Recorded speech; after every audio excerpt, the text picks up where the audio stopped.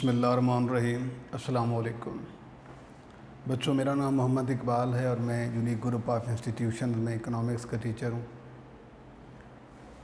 اللہ رب العزت سے دعا ہے کہ کائنات کا خالق آپ کو اچھی صحت سے نوازے، آپ کے لیے آسانیاں پیدا کرے، آپ کو آپ اور آپ کے خاندان کو، آپ کے عزیز و اقارب کو صحت والی اور لمبی زندگی عطا کرے۔ بیٹے، آن لائن کلاسز میں اکنامکس پارٹ 2 میں ہم چیپٹر پڑھ رہے تھے اکانومک ڈیولپمنٹ اینڈ پلاننگ، اور اس چیپٹر میں اس سے پہلے ہم نے جو لیکچر پڑھے ہیں اس میں ہم نے اکانومک ڈیولپمنٹ کا انٹروڈکشن، اس کی ڈیفینیشن، ڈیولپڈ کنٹریز کون سے ہوتے ہیں، ڈیولپنگ کنٹری، بیکورڈ کنٹریز کون سے ہوتے ہیں، اس پہ ہم نے بات کی ہے۔ آج ہم اس چیپٹر کے بہت ہی اہم 2 آرٹیکل کو ڈسکس کریں گے۔ بیٹے، ہمارا جو ٹاپک ہے، جس طرح سے میں نے آپ کو لاسٹ لیکچر میں سمارٹ سلیبس آپ کو الگ کر دیا تھا، ہم نے اکانومک ڈیولپمنٹ یعنی معاشی ترقی، اب ہم اس معاشی ترقی کے یہاں پر بہت ہی اہم 2 اینگلز پہ بات کریں گے، ٹھیک ہے جی۔ اور یہ دونوں جو ہیں لانگ کویسچن بنتے ہیں، بہت ہی اہم سوالات ہیں۔ ایک تو بیٹے ہم بات کریں گے کہ میجرمنٹ آف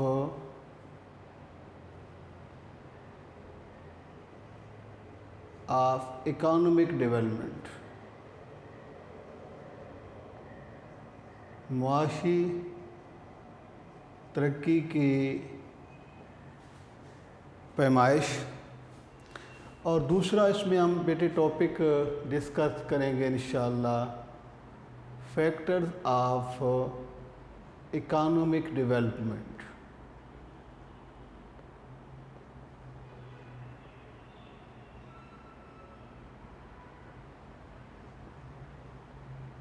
جی، یہ 2 ٹاپک انشاءاللہ ہم ڈسکس کرتے ہیں۔ معاشی ترقی کو ماپنا کیوں ضروری ہے، اس کی پیمائش کیوں ضروری ہے؟ کیونکہ معاشی ترقی کی پیمائش سے یہاں پہ، بلکہ میں آپ کو یہاں لکھ دیتا ہوں بیٹے، یہ ہے معاشی ترقی کی پیمائش،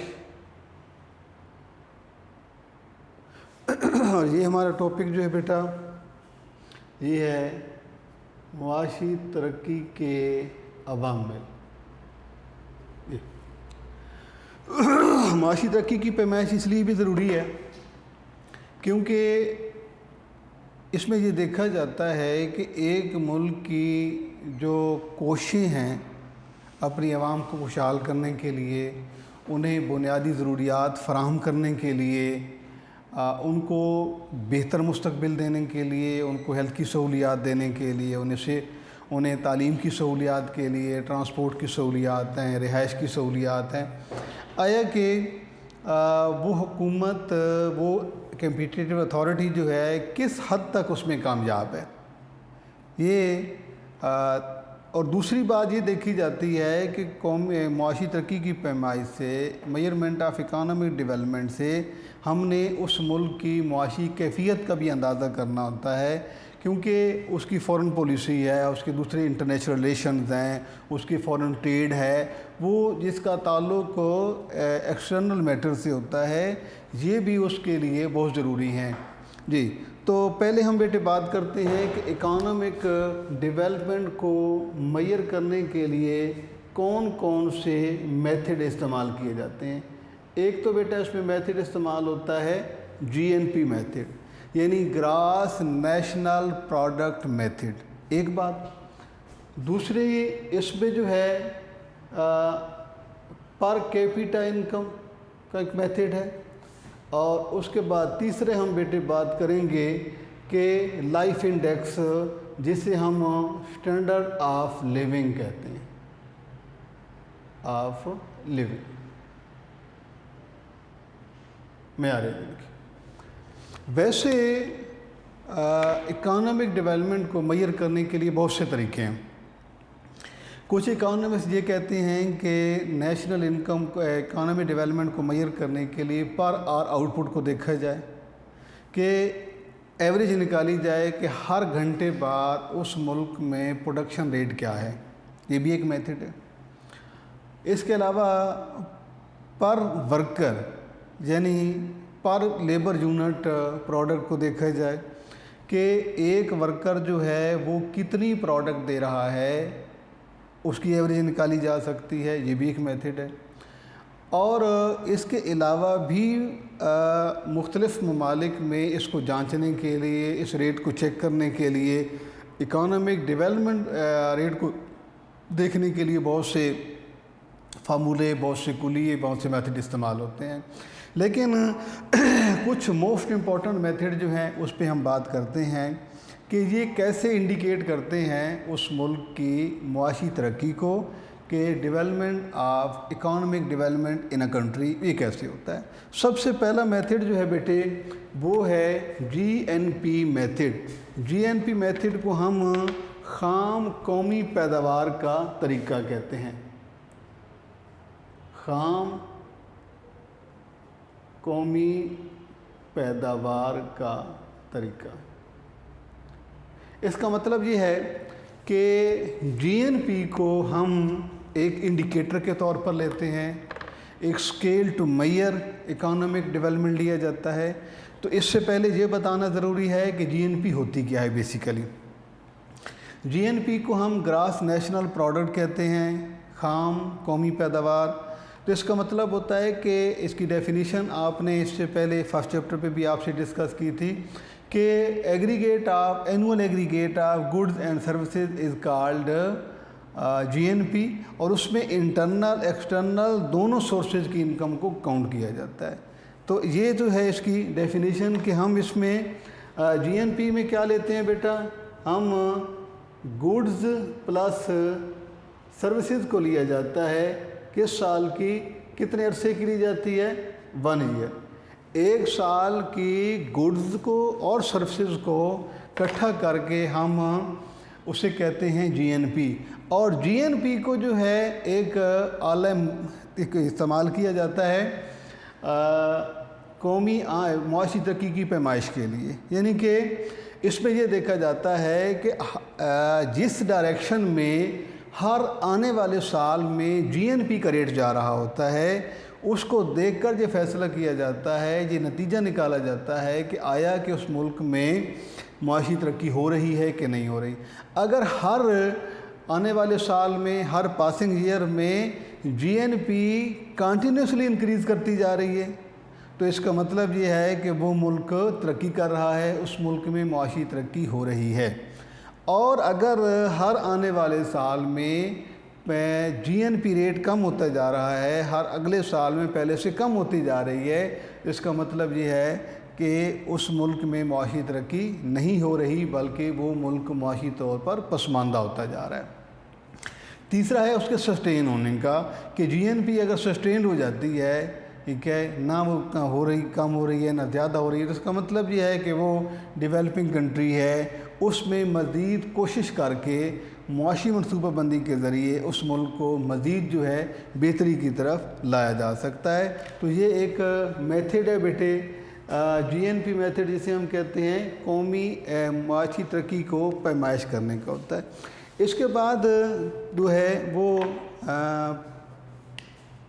पर कैपिटा इनकम है, और पर कैपिटा इनकम का फार्मूला आपको लास्ट लेक्चर में भी बताया था कि टोटल नेशनल इनकम पर टोटल पॉपुलेशन को डिवाइड किया जाए, तो इसे कहा जाता है पर कैपिटा इनकम, पर हेड इनकम भी हम इसे कहते हैं। तो कुछ इकोनॉमिस्ट जो हैं वो पर कैपिटा इनकम को एक इंडिकेटर के तौर पे लेते हैं, एक major to scale economic development लिया जाता है।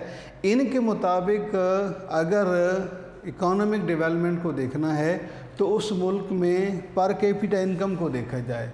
अगर पर कैपिटा इनकम हर आने वाले साल में بڑھتی جا رہی ہے، پہلے سے زیادہ ہوتی جا رہی ہے، تو یہ اس بات کی نشاندہی ہے، اس بات کی دلیل ہے کہ اس ملک میں معاشی ترقی ہو رہی ہے۔ اور اگر اس کے حالات اس کے برعکس ہیں، اس کے الٹ ہیں کہ جیسے جیسے وقت گزرتا جاتا ہے پر کیپٹا انکم کم ہوتی جاتی ہے، اس کا مطلب ہے معاشی ترقی نہیں ہو رہی۔ اور پر کیپٹا انکم کے کم ہونے کی ظاہری طور پر یہاں دو صورتیں نظر آتی ہیں۔ یہ پر کیپٹا انکم بیٹے اس صورت میں کم ہو سکتی ہے یا نیشنل انکم کم ہو جائے یا پاپولیشن ریٹ بڑھ جائے، دونوں صورتوں میں ہو سکتی ہے۔ اس لیے معاشی مائر بالڈون نے جو تعریف دی تھی معاشی ترقی کی، اس میں انہوں نے یہی کہا تھا کہ آپ معاشی ترقی اگر آپ چاہتے ہیں کہ ملک میں معاشی ترقی ہو تو نیشنل انکم کو انکریز کرنے کے معیار کیے جائیں اور پاپولیشن کو کنٹرول کرنے کے معیار کیے جائیں، تب ممکن ہے کہ ملک میں معاشی ترقی ہو۔ تو یہ دوسرا طریقہ ہے بیٹے قومی آمدنی معاشی ترقی کی پیمائش کا۔ اس کے بعد جو تھرڈ میتھڈ ہے، اس سے ہم جو ہے معیار زندگی بھی کہتے ہیں۔ معیار زندگی بطور اعلیٰ کہ یہ ہے اسٹینڈرڈ آف لیونگ، معیار زندگی۔ اور معیار زندگی یا اسٹینڈرڈ آف لیونگ کی ڈیفینیشن میں نے آپ کو پہلے پڑھائی تھی۔ اور معیار زندگی بیسیکلی کہتے کس کو ہیں؟ اس کا آسان سا ایک ہے کہ ہم فیسیلیٹیز آف لائف کو سمپلی جو ہے وہ معیار زندگی کہتے ہیں۔ اس کا مطلب یہ ہے کہ فیسیلیٹیز آف لائف کی پروویژن پر national income economic development depend کرتی ہے۔ اور اسٹینڈرڈ آف لیونگ اس وقت تعین ہوتا ہے جب اس ملک کی عوام کو تمام ضروریات زندگی بآسانی انہیں میسر ہوتی ہیں۔ انہیں صحت کی سہولیات، تعلیم کی سہولیات، رہائش کی سہولیات، کاروبار، صنعت، زراعت، یہ ساری چیزیں جو ہیں انہیں بڑی آسانی سے میسر آ جائیں، تو اسے ہم معیار زندگی کہتے ہیں۔ اور پاسٹریٹس ہے اور بھی 1980 میں بھی یہ کلیہ آیا تھا کہ اب جو ہے بہترین طریقہ جو ہے کسی ملک میں اکانومک ڈیولپمنٹ کو میسر کرنے کا، وہ یہ ہے بیٹا کہ وہاں کے عوام کے معیار زندگی کو دیکھا جائے، یعنی اسٹینڈرڈ آف لیونگ کو دیکھا جائے، جو آپ کو کلیئرلی انڈیکیٹ کر دیتا ہے، کنفرم کر دیتا ہے کہ اس ملک میں معاشی ترقی ہے یا ہو رہی ہے یا نہیں۔ اور معیار زندگی کا مطلب ہے کہ معیار زندگی اگر بلند ہوتا جا رہا ہے، بڑھتا جا رہا ہے، تو یہ اس بات کی دلیل ہے، اس بات کی گواہی ہے کہ اس ملک میں معاشی ترقی ہو رہی ہے۔ اور اگر لوگوں کا معیار زندگی پست ہے، لو ہے، ان کا لائف انڈیکس لو ہے، تو یہ اس بات کی یقین دہانی ہے کہ اس ملک میں معاشی ترقی نہیں ہو رہی۔ یہ بیٹے آپ کے سامنے معاشی ترقی کی پیمائش میجرمنٹ آف نیشنل انکم کا کچھ میں نے آپ کو فارمولہ بتایا ہے۔ تو اس میں سے کسی ایک کو بھی استعمال کر کے یہ مطلب ہے کنفرم کیا جا سکتا ہے، یہ طے ہو سکتا ہے کہ اس ملک میں معاشی ترقی ہو رہی ہے یا نہیں ہو رہی۔ جی، اس کے بعد بیٹا اگلا جو ہمارا بڑا آسان سا ٹاپک ہے، اور وہ ٹاپک میرے بچوں یہ ہے کہ ہم نے جہاں پڑھنا ہے معاشی ترقی کے عوامل۔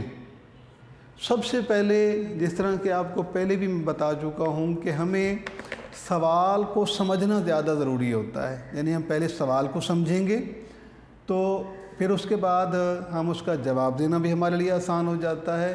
اور دوسرا یہ ہے کہ پھر ہم جب اس کی بک سے ریڈنگ کرتے ہیں، ہم اس کو نوٹ سے پڑھتے ہیں، تو بھی ہمارے لیے بہت آسان ہو جاتا ہے۔ بیسیکلی ہم نے اس ٹاپک میں یہ پڑھنا ہے کہ وہ کون سی چیزیں ہیں، وہ کون سے فیکٹرز ہیں، وہ کون سے ایلیمنٹ ہیں جو اکانومک ڈیولپمنٹ کو افیکٹ کرتے ہیں، یعنی کہ اکانومک ڈیولپمنٹ ان کی وجہ سے ہو بھی سکتی ہے، نہیں بھی ہو سکتی۔ تو ہم بہت سی چیزوں کے بارے میں ہم جانتے ہیں کہ اگر ملک میں پلاننگ اچھی کی جائے تو ڈیولپمنٹ ہوگی، یہ بھی ایک فیکٹر ہے۔ اگر اس ملک میں ریسورسز موجود ہیں، نیچرل ریسورسز موجود ہیں، اگر وہ زیادہ مقدار تعداد میں ہیں، انہیں بہترین استعمال کیا جاتا ہے، تو یہ بھی اس بات کی گواہی ہے کہ اس ملک میں معاشی ترقی، ٹیکنالوجی کا استعمال ہے، انڈسٹریل سیکٹر ہے، ایگریکلچر سیکٹر ہے، ٹیکنیکل ٹریننگ ہے، اس کے علاوہ لٹریسی ریٹ ہے، شرح خواندگی جو ہے یہ بھی ایک وجہ ہوتی ہے۔ اس کے علاوہ پولیٹیکل انسٹیبلٹی، حکومتوں کا رہنا، حکومتوں کا اپنی مدت کو پورا کرنا، یہ بھی معاشی ترقی پر جو ہے براہ راست اثر انداز ہوتا ہے۔ تو سوال ہمارا کیا ہے کہ ہم نے پڑھنا ہے کہ معاشی ترقی پر اثر انداز ہونے والے عوامل کون کون سے ہوتے ہیں۔ مثلا ہم اس بک کے اکارڈنگ کی بات کر لیتے ہیں۔ سب سے پہلی بات تو یہ ہے کہ نیشنل، اس کو پہلا فیکٹر جو ہے وہ ہے بیٹا نیچرل ریسورسز، یعنی قدرتی ذرائع۔ اس کے علاوہ دوسرا ہے کیپٹل فارمیشن،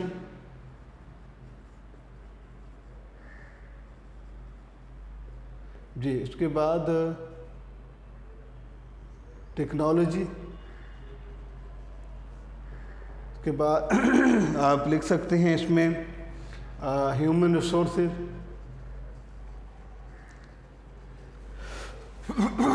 اس کے بعد آپ لکھ سکتے ہیں کہ ایجوکیشن یا لٹریسی ریٹ، آپ بھی اسے لکھ سکتے ہیں کہ جی۔ اس کے بعد انڈسٹریل ڈیولپمنٹ، یہ بھی ایک فیکٹر ہے، انڈسٹریل ڈیولپمنٹ ہے جی۔ اس کے بعد جو ہے وہ ڈیووشن ہے، ڈٹرمینیشن ہے، ایجوکیشن ہے، یہ وہ تمام چیزیں ہیں جو کسی ملک کی معاشی ترقی کو براہ راست متاثر کرتی ہیں۔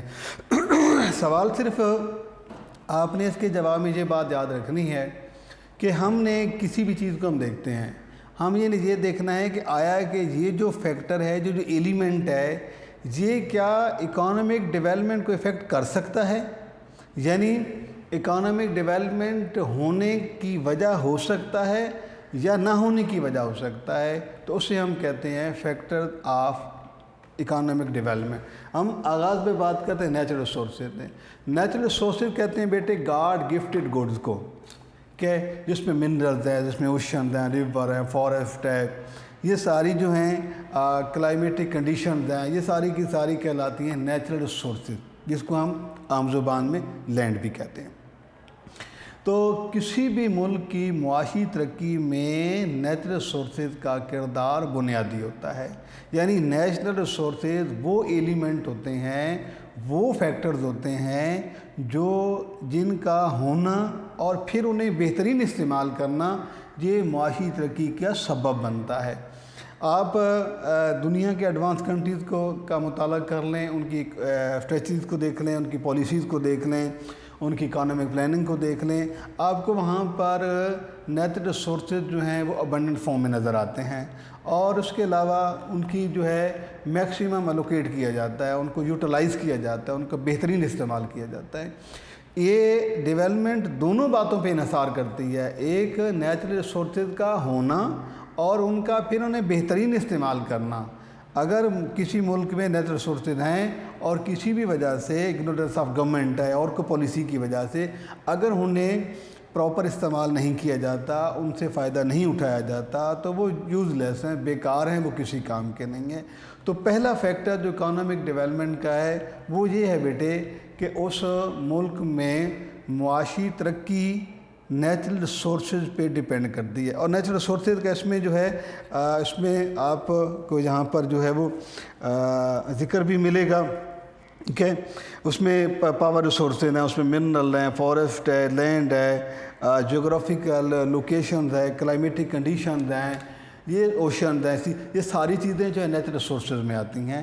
اور ان سے مثلا ہم بات کرتے ہیں پانی کی بات کرتے ہیں، یہ پاور ریسورسز میں آتا ہے، اس سے ہائیڈرو الیکٹریسٹی جنریٹ کی جاتی ہے، نیچرل گیس موجود ہے، وہ ہمارے ڈیولپمنٹ میں کام آتی ہے، یورینیم ہے وہ پروجیکٹ میں کام آتی ہے، منرلز ہیں فرٹیلائزر میں کام آتے ہیں، اور منرل جو ہیں وہ کافی انڈسٹریز کا را میٹیریل بھی انہیں استعمال کیا جاتا ہے، اور بہترین سوٹیبل کلائمیٹک کنڈیشن جو ہیں یہ بھی نیچرل ریسورسز میں آتا ہے، اور یہ بھی کسی ملک کی ترقی میں ان کا بہترین کردار ہوتا ہے۔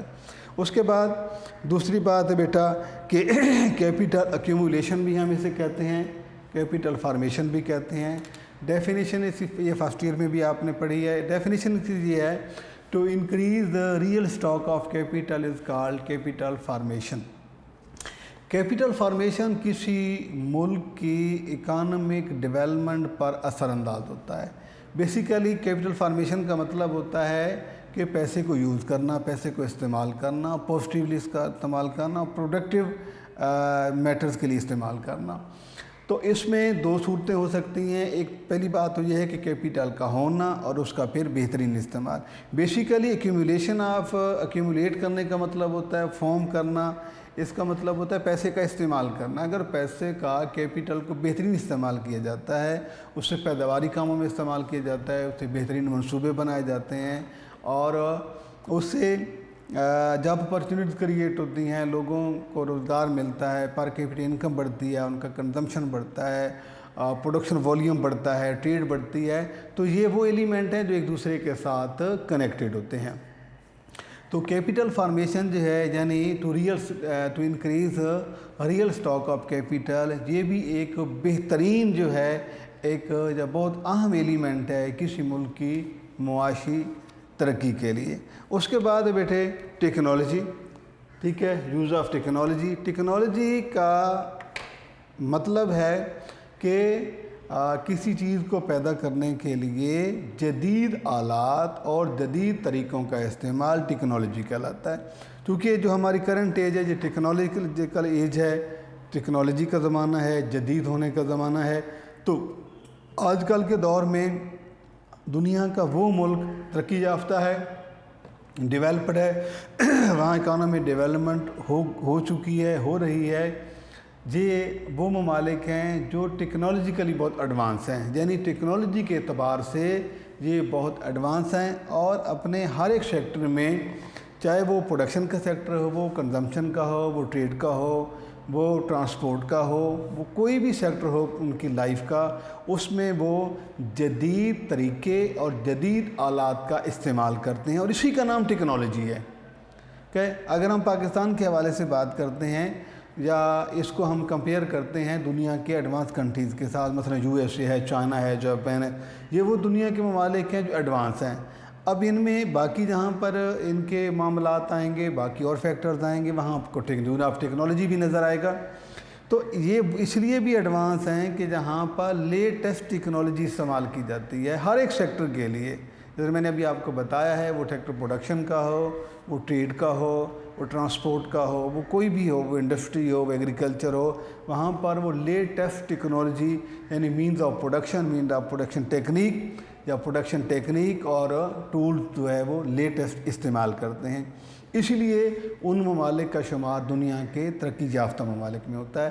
تو جہاں پر باقی جو معاملات ہیں ٹیکنالوجیکل کیسز ہیں، اسی طریقے سے جو ہے ٹیکنالوجی کا استعمال کسی ملک کی معیشت میں ان کی معاشی کیفیت کو بہتر کرنے کے لیے بنیادی کردار ادا کرتا ہے۔ اس کے بعد بیٹا تیسرا ہیومن ریسورسز، جسے ہم لیبر فورس بھی کہتے ہیں، جسے ہم جو ہے وہ مین پاور بھی کہا جاتا ہے، افرادی قوت بھی کہا جاتا ہے۔ اور ڈیفینیشن اس کی یہ ہے کہ total size of working population in a country is called human resources. کسی ملک میں کام کرنے والے افراد کی تعداد کو جو ہے وہ labour force HR human resources کہا جاتا ہے۔ تو کسی ملک کی معاشی ترقی کا انحصار اس ملک کی ریسورسز پر، ہیومن ریسورسز پر بھی ہوتا ہے۔ اگر اس ملک کے لوگ ٹیکنیکل ہیں، ایجوکیٹڈ ہیں، ہارڈ ورکر ہیں، اور ان کا شمار زیادہ سے زیادہ لیبر فورس میں ہوتا ہے، تو یہ اس ملک کے لیے جو ہے اکانومک ڈیولپمنٹ کا ایک سورس ہو سکتا ہے، ایک فیکٹر ہو سکتا ہے۔ اور اگر حالات اس کے کنٹروورسی یعنی کہ اپوزٹ ہیں، مخالف ہیں، کہ وہاں پر لٹریسی ریٹ بھی کم ہے، لوگ ان پڑھ ہیں، انہیں ٹیکنیکل بھی نہیں ہے، تو لیبر فورس میں کمی۔ تو لیبر فورس HR جو ہے یہ کسی ملک کی معاشی ترقی میں اہم کردار ادا کرتا ہے، اور جتنے بھی ایڈوانس کنٹریز ہیں وہاں کی جو ایچ آر ہے، لیبر فورس، ہیومن ریسورسز، یہ بہت زیادہ ایڈوانس ہیں۔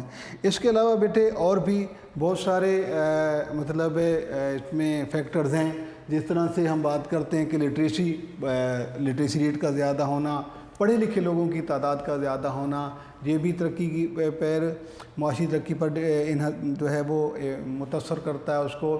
اس کے علاوہ پولیٹیکل اسٹیبلٹی ہے، حکومتوں کا اپنی مدت پوری کرنا، یہ بھی ایک ڈیولپمنٹ کا ہے۔ جن ممالک میں حکومتیں اپنی مدت پوری کرتی ہیں اور انہیں کوئی کسی سٹرائک کا یا کسی حالات کا سامنا نہیں ہوتا، وہ ملک ظاہری بات ہے ترقی کرتے ہیں۔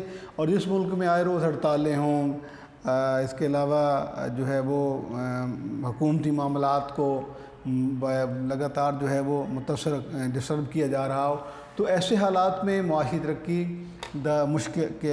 کو حاصل کرنا مشکل ہو جاتا ہے، اور وہ ہدف جو ہے وہ حاصل نہیں ہو سکتا۔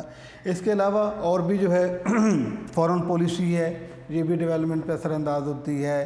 لا اینڈ آرڈر کی کیفیت یہ بھی ڈیپینڈ کرتی ہے۔ ٹرانسپورٹ کی سہولیات ہیں، ٹرانسپورٹ کے جو مینز آف ٹرانسپورٹیشن ہیں، یہ ڈیولپمنٹ میں اگر سڑکیں اچھی ہیں تو ہائی وے اچھے ہیں تو یہ بھی ڈیولپمنٹ کی نشانی ہے، اور اگر اچھے نہیں ہیں تو یہ پسماندگی کی نشانی ہے۔